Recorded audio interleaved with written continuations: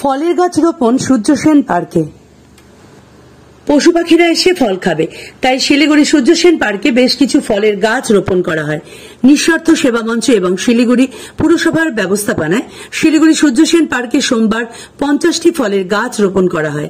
ফলের গাছ লাগানোতে পরিবেশের ভারসাম্য যেমন রক্ষা হবে, তেমনি বন্যজীব অর্থাৎ পশু পাখি সেই ফল খেয়ে বেঁচে থাকবে। সোমবারের সেই অনুষ্ঠানে শিলিগুড়ি মেয়র গৌতম দেব, ডেপুটি মেয়র রঞ্জন সরকার সহ অন্যান্যরা উপস্থিত ছিলেন। মেয়র সেখানে বলেন, শুধু শিলিগুড়ি পুরসভার কাউন্সিলরের পক্ষে শিলিগুড়ি শহরকে সবুজ করে তোলা সম্ভব নয়।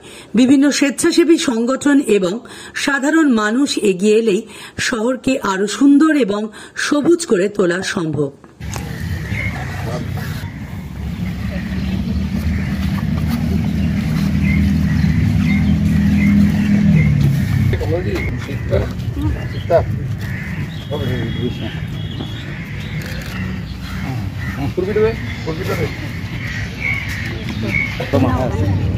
কাতল মাছ বাড়ায়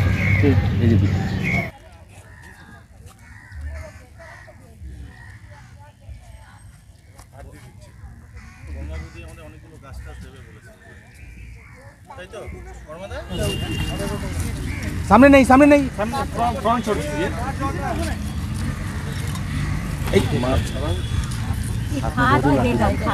নিঃস্বার্থ সেবা মঞ্চ এরা আছেন না,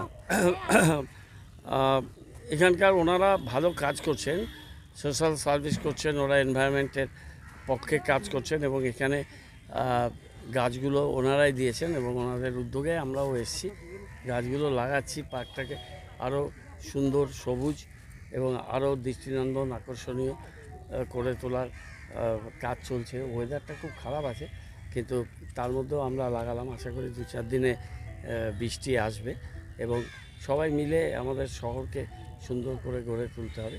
এই ধরনের যারা সংগঠন, এনজিওস বা অন্যান্য যারা সহযোগীরা আছে, সবাই মিলে আমাদের শিলিগুড়িকে করতে হবে। খালি কর্পোরেশনের 47 জন কাউন্সিলর মিলে কাজটা করতে পারবে না। নাগরিকদের সহযোগিতা এবং বিভিন্ন স্বেচ্ছাসেবী সংগঠন, গণসংগঠন, সবার সহযোগিতা আমরা। সেই পার্কটাকে আরও সুন্দর পার্কের অনেক প্রোগ্রাম আছে। আমার মনে হয় ডিসেম্বরের মধ্যে হয়তো কাজটা পুরো শেষ হবে না, কিন্তু ডিসেম্বরের মধ্যে এর অনেক পরিবর্তন আপনারা দেখতে পাবেন।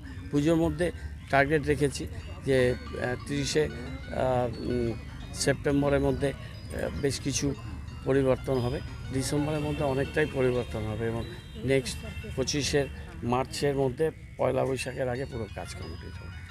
ধন্যবাদ করতেছি আমার নিঃস্বার্থ সেবা থেকে, যে আমাদেরকে সবসময় সহযোগ করে এখন প্লান্ট লাগাচ্ছি, তারপরে পানির জল লাগালাম, সব সময় মেয়র সাহেব আমাদেরকে কোঅপারেট করে।